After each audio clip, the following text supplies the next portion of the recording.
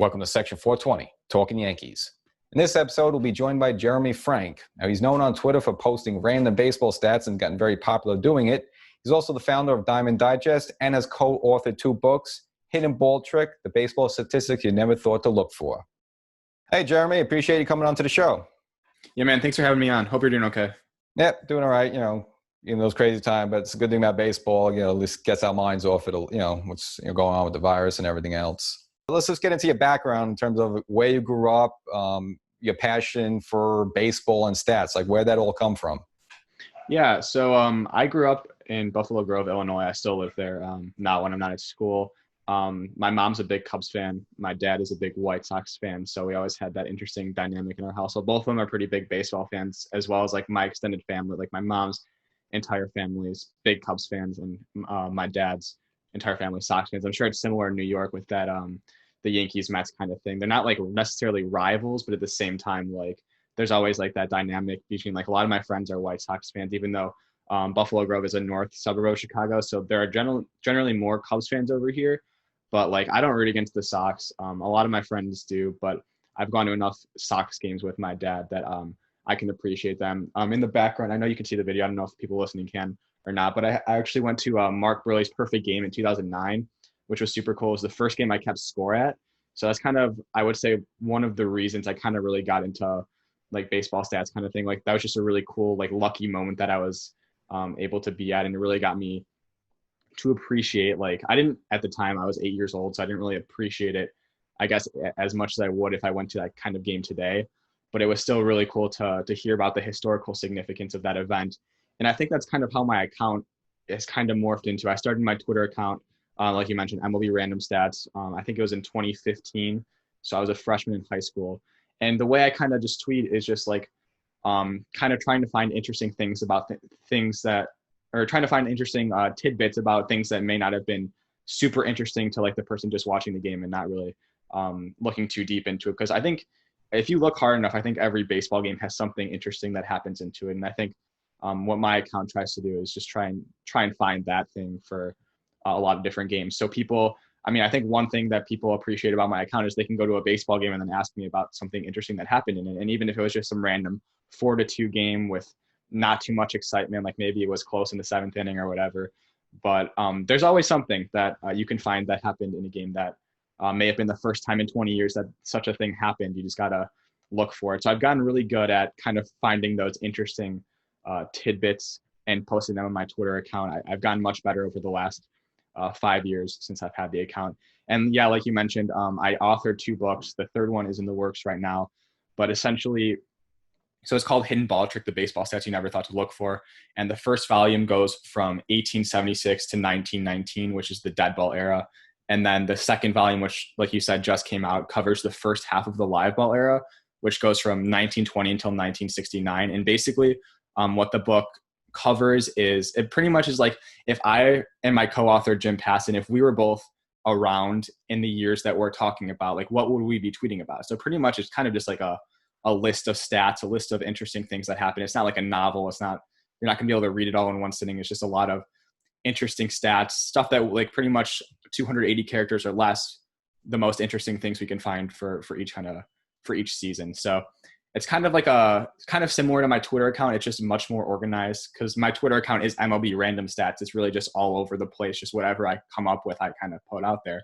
But the book is much more like it's a chronological order. I really think it does a really good job of telling a story about baseball's history through the statistics and through those interesting tidbits. But yeah, it was a blast writing it. I really enjoy tweeting those kind of things as well. Now, just tell me about your co-author, like how that relationship started, because he's a guy in his 40s, you're kind of in the late teens. Like how do you come together and then write a book?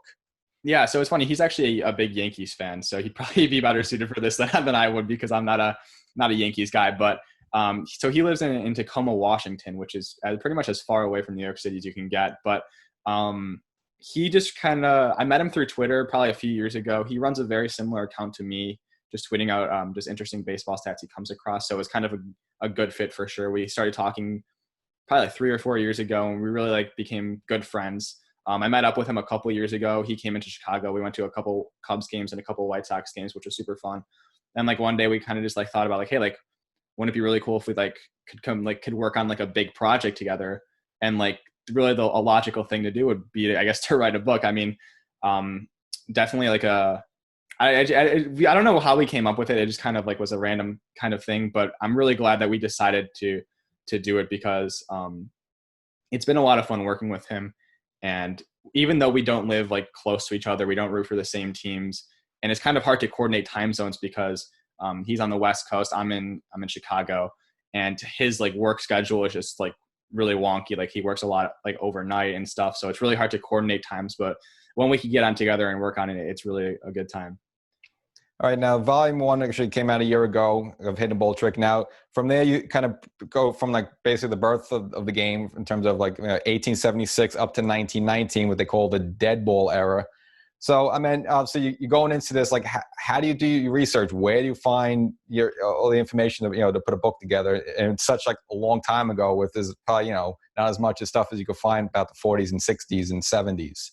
Right. Yeah, I definitely agree. It's a lot harder to find statistics from back then. But the great thing about baseball from a statistical perspective is that they recorded all of the stats from back then, not as in depth as they would 50 years later, but like the fact that we even know the scores of every game and like who started each game from 1884 is really ridiculous. How the amount of foresight they had in recording all of that stuff, because it's super useful when you're looking at like it's remarkable that you can have a player's slash line for a season 150 years ago and we still know it today.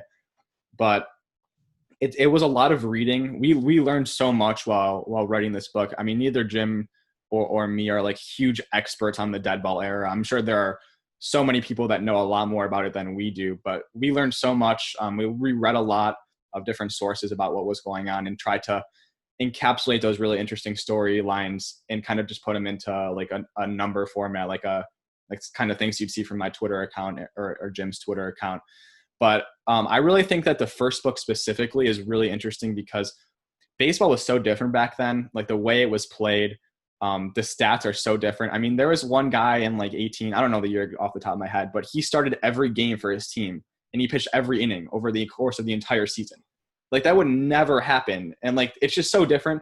But the fact that we have those numbers to compare him almost to today's game, I think really makes it interesting. A lot of people that I've interacted with kind of start thinking about baseball history with Babe Ruth. And that was really when the second book started, but there's still nearly 50 years of baseball history before Babe Ruth even started playing. I mean, even before like Ty Cobb and Honus Wagner and Cy Young, Christy Mathewson, all of those guys were still in the early 1900s. You still have 30 more years of really underappreciated baseball talents. And yes, obviously the talent level is nowhere close to where it is today, but still, it was still Major League Baseball, essentially. I mean, Major League Baseball considers it part of like the same thing that it is now. So like, while obviously they weren't throwing 100 miles an hour back then or hitting 40 homers in a season, we still have the data and it's really interesting to look at. Besides, like I said, finding a player like that who pitched every inning of every game so far, I mean, was there anything else that just shocked you or really surprised you when you kind of looked at baseball during that era? That is like, even you were like, wow, I had no idea this happened, or someone could do X, Y, Z. Yeah, there are so many different things that we were really shocked about. I think the number one thing is how few home runs were hit back then.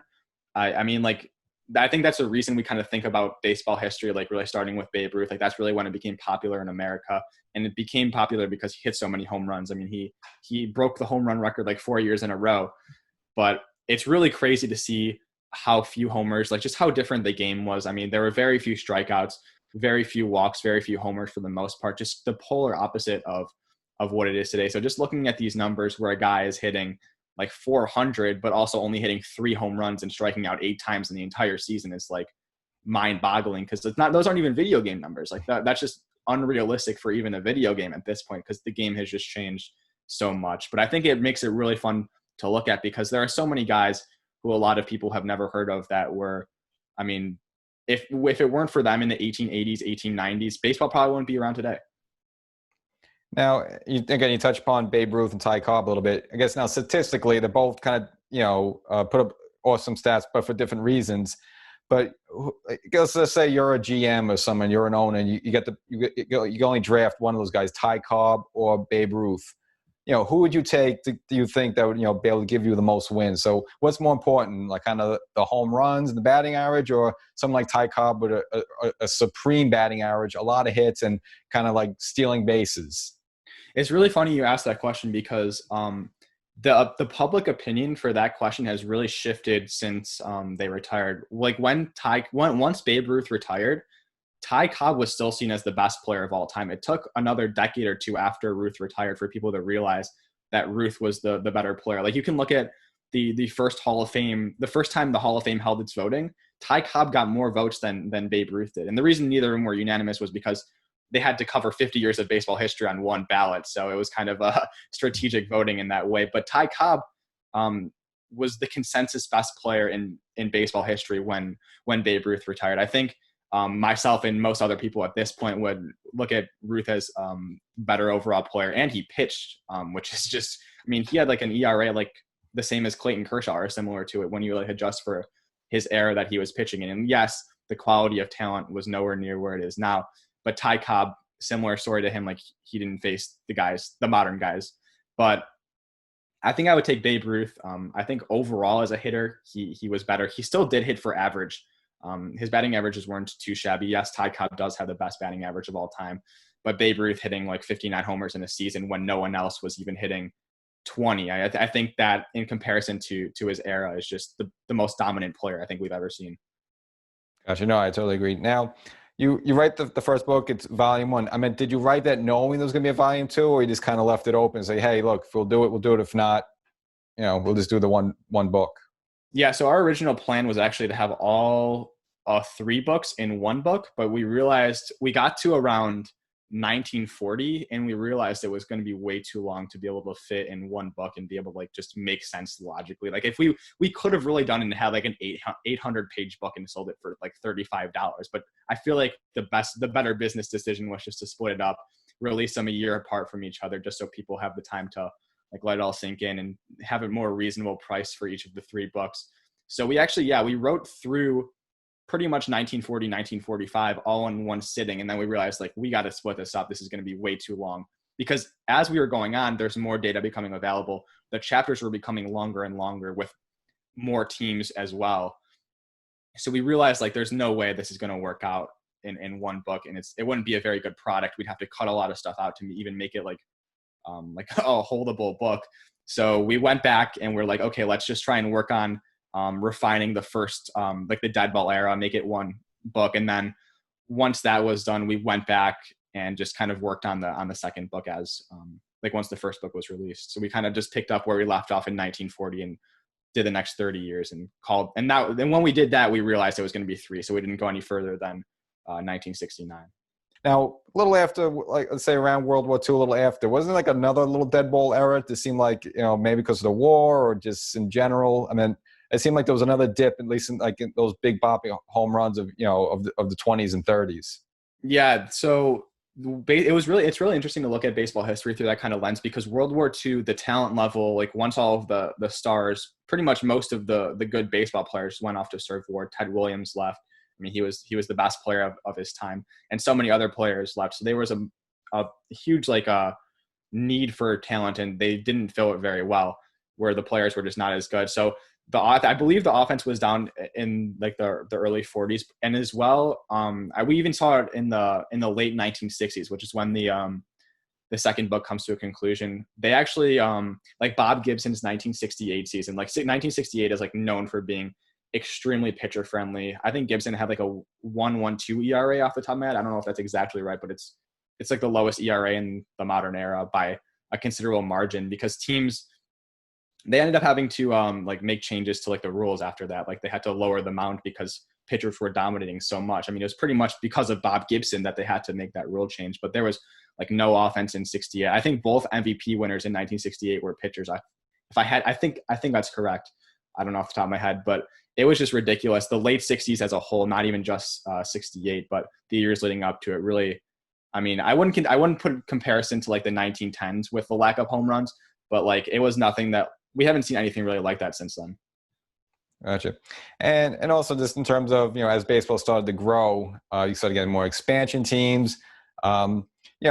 did you say there was anything that jumped out at you? Obviously, you figure, all right, once you get into the 20s, 40s, and 50s, and was anything like in terms of did a certain stat like batting average go way down, or number of hits go way down, or walks go way up? I mean, as the decades go on, was there some sort of trend that you picked up while you were analyzing the game? I believe it was the year the Mets came in. There was a pennant race in the National League, and it was pretty much decided by how much those teams, the two teams that were competing for first place, beat up on the Mets, like who beat up on them more. Because the Mets were really bad when they first came into baseball, like most expansion teams are. And it pretty much, I believe the pennant race was decided by like who beat up on them by more. So it was really, I wouldn't say it was necessarily like a league-wide like stat thing you would see, but it was also, I mean, those expansion teams being really sucky at the beginning really did make a difference on who could potentially be the World Series winner that year. Gotcha. And again, both books available on Amazon. Definitely check it out. And I like the way you do break it up. It's almost like the Ken Burns series, as you take a few hours at a time versus like all at once. Definitely like that approach. Now we just just in terms of the book's been out there a little bit. I mean, have you been getting feedback? I mean, anyone reach out to you that you didn't expect? It was like, wow, great job, or what's been what's been kind of the review or the return, just in terms of people coming to you who've read the book? Yeah, so people who follow me, I mean, I think they've liked it for the most part. If anyone didn't like it, they didn't tell me about it, because most of the people posting about it are saying like, oh, like I really enjoyed it. I don't know if they're being nice to me because they want to be nice, or because they actually enjoyed it. But the really great thing about having such a large following on Twitter, like I would have never expected having like this big of a following when I made my account in like my freshman year of high school. But I've made a lot of really cool connections, like with people that work in baseball. With some players, with some like broadcasters and stuff like that. So I've been trying to send the books to them to see if they could like leave some reviews. And I've gotten definitely some excellent feedback. Like Clayton Richards, one of them, he's still actually he's a free agent this year. I don't know what's going to end up happening with him, but like I think he was going to get a job this year, but then obviously the coronavirus happened and it's kind of put a stop on everything. But so I go to Purdue University, and he's from Lafayette, which is 10 minutes away. So I've become pretty good friends with him. He came into our sports analytics club to talk baseball. So I sent him a book, and just people like those, like Jason Benetti, he's the White Sox announcer. I've become pretty good friends with him as well. So I sent him one. Just guys like those. It's really cool to be able to have such like really people that like I really looked up to when I was growing up, like players and broadcasters, being able to like review something that I made. Gotcha. Now, you say you're going to Purdue University. What are you studying? I mean, you're studying mathematics, or studying like statistics, anything like that kind of relevant towards this? Yeah, I'm studying data science, which is pretty much statistics and computer science. It's kind of like a combination between the two. And I'm really enjoying it so far. Obviously, my freshman year got cut short, which wasn't really ideal, but I'm really looking forward to getting into data science. I'm not sure if I necessarily want to work in baseball or not, like as a profession, but data science is definitely, I think, a good way to do that if you want to work with numbers, if you want to work in a front office. It would really help. But also data science, I think, is a really interesting profession in general, regardless of whether I'm working with like baseball numbers or not. So I think data science was a really good route for me. A lot of schools don't even have it. Like it's kind of a new major. They're kind of adding it, but I could have seen myself majoring in like statistics or computer science if I went to a school that didn't have data science. Gotcha. And at a young age, I mean, did you like math? Like most of us were kind of forced to do math at second grade, but like, did you have a passion for math or numbers or statistics? Just something like you had a sort of gift you knew early on that, I have something here? Yeah, math was like my favorite subject growing up. I wouldn't say I had like a gift in it, but I really enjoyed just like, I mean, I think I enjoyed math more than most people through like elementary school, middle school, and high school. College math has been very difficult for me. This is the first time I've really been like challenged in math, just because, I mean, there are so many people that are like so good at it in college, but I still really enjoy math. And I think that's one of the reasons I've kind of started my Twitter account with a statistical lens. Like I grew up looking at the backs of baseball cards, like a lot of people, how they get into baseball stats. The movie Moneyball, and I read the book later on, but the movie Moneyball was really cool, seeing how like intertwined the two subjects can be, like baseball and math. Like if you told some random person who didn't know anything about baseball, they'd be like, oh, there's very little overlap between baseball and like mathematics. But I mean, teams are using like statistics to get an edge over other teams. We're seeing it more and more as the years go on. So definitely, like I've really, like my two passions growing up, I guess, were math and baseball, and it's really cool that they have such a a large overlap. Gotcha. And when you look at the game today, like you said before, you look at a game and you see things, or you look for stats or something that maybe the casual audience wouldn't be like. What insight or what do you look for to say, hey, this sticks out? Or, what do you look for to, when you about to analyze after a game, or just a player's stats over the course of, a number of games? Like, what do you look for that maybe the ordinary fan really doesn't see or won't know to look for? Yeah, I've just gotten really good, I guess, at like looking at a box score and kind of just been able to see if it looks normal at first or not. A lot of what I end up tweeting about is stuff I see other people talking about.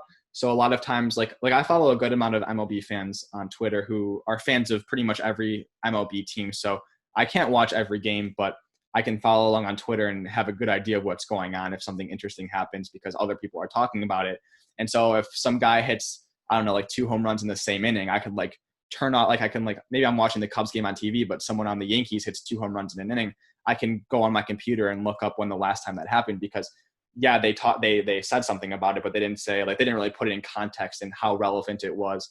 Like, when was the last time a Yankees player did that? Or like, when was the last time a Yankees player did that on the road? If it has happened often at Yankee Stadium, but maybe hasn't happened often by a Yankees player on the road, or if they did it in an interleague game, that could add something to it. And like, it's obviously a lot of qualifiers, but I really think the specificity of the stats kind of makes it kind of fun seeing like just how interesting some regular occurrence could, like a seemingly regular occurrence could actually be like pretty relevant in terms of like its historical context. Gotcha. And now we look at the modern players, back then it was all about batting average, high walks, low strikeouts. Now it's really just like you're seeing a lot of strikeouts, a lot of walks, and a lot of home runs, and not really many hits anymore. I mean, some people say that technically you go through a game where like 4 or 5 innings, you really have no action because it's just a strikeout or a walk. Yeah, I think I've heard that complaint a lot, and I definitely see it as well. It's kind of hard to like assign blame to it. I think that if anyone has to do anything about it, it has to be the league with some rule changes. I think right now players are really incentivized. Well, pitchers are looking at it and saying, okay, what's the best thing I could do in any at bat? And it's to strike the other guy out. And so you see a bunch of these guys with wicked sliders coming up, and they're pretty much every reliever, like every random reliever can come up and throw 98 out of the pen that you've never even heard of. So then you're these hitters and you're like, wow, everyone's throwing 98 with a wicked slider and a wipeout curveball. Like, what am I supposed to do now? So they're just swinging as hard as they can because getting a single off of a slider low and away is just not really that easy for them. So they're looking at it like, okay, like what's the best thing I could do in this at bat, and it's to hit a home run.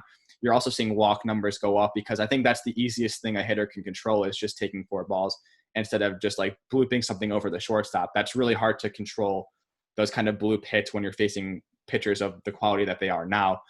So that's kind of where we're at right now because the pitchers are just so good and the hitters kind of just have to do whatever they can to still produce runs, which is just hitting a solo homer is much easier than getting a rally to score a run, like a single, a sac bunt, and another single. That's much more rare than just being able to go opposite field and hit a 370-foot home run off of just an unhittable fastball. Hitters can do that now. So you're seeing just like a really kind of like polarizing game, almost way different than it was 20 years ago, even like 10 years ago. It's really, I mean, they've broken the strikeout record, I think, every year for like 15 years in a row or something like that. But the teams aren't really, the players and the teams have really no reason to change it. The runs are still coming in at the rate that they usually do. It's just they're coming in different ways.